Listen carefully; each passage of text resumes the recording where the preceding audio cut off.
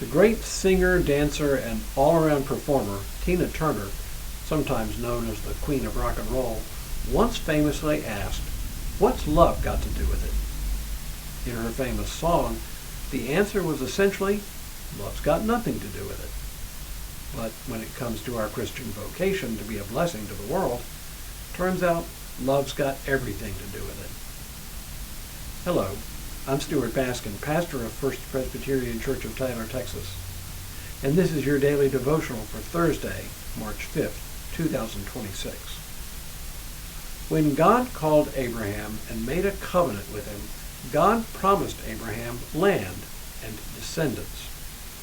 His offspring would become a great nation.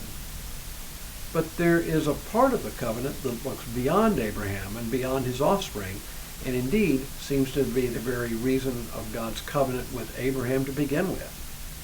God said to Abram, "I will bless those who bless you, and the one who curses you I will curse, and in you all the families of the earth shall be blessed."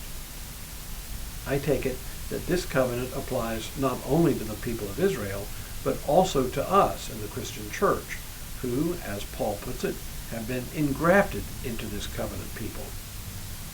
Our reason for being is to be a blessing to the world.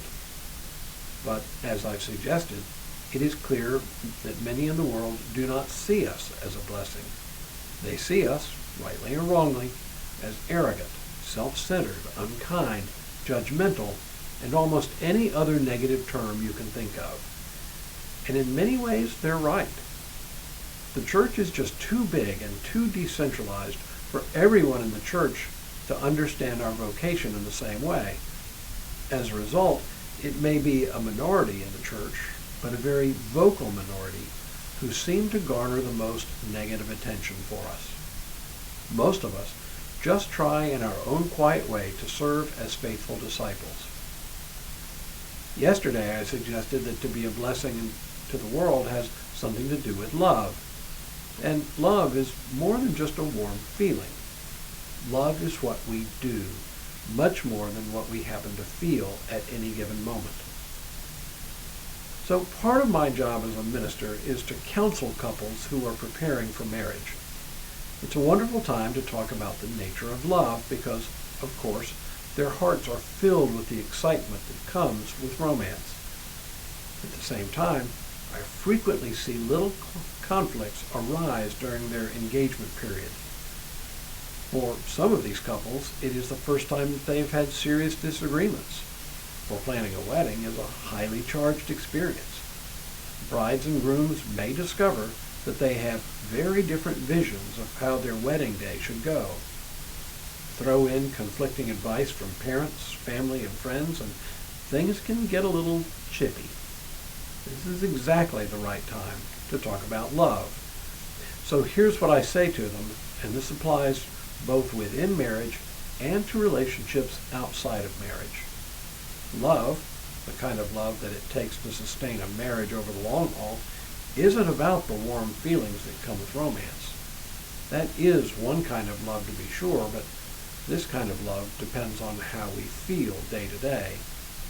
And as human beings, we are simply incapable of sustaining these kind of emotions all the time and over a long period of years. Relying on romantic feelings will only get a couple so far. To sustain a marriage, something else is needed, something that applies to all relationships. And that is, love is a commitment of the mind and the will to act at all times for the good of the other. To act for the good of the other. Oh, okay, admittedly, it's a pretty vague and high-minded idea and leaves a lot of room for interpretation. What I mean by acting or seeking after the good of another is that in the first place, we do not treat the other person, whether spouse, child, friend, or stranger, as simply an object whose sole purpose in our eyes is to give us what we want. Instead, we begin more and more to see them as God sees them, flawed but beloved children of God, no longer simply objects, but loved ones. There's a story about the famous American Trappist monk Thomas Merton that illustrates exactly what I mean. One day, as he was running errands in Louisville, Kentucky, Merton had a sudden epiphany. It was at a very particular location on a very specific day. Merton writes, "In Louisville, at the corner of 4th and Walnut, in the center of the shopping district, I was suddenly overwhelmed with the realization that I loved all those people, that they were mine and I theirs, that we could not be alien to one another even though we were total strangers. It was like waking from a dream of separateness, of spurious self-isolation in a special world, the world of renunciation and supposed holiness. This sense of liberation from an illusory difference was such a relief and such a joy to me that I almost laughed out loud. I had the immense joy of being man, a member of a race in which God himself became incarnate. As if the sorrows and stupidities of the human condition could overwhelm me, now I realize what we all are. And if only everybody could realize this.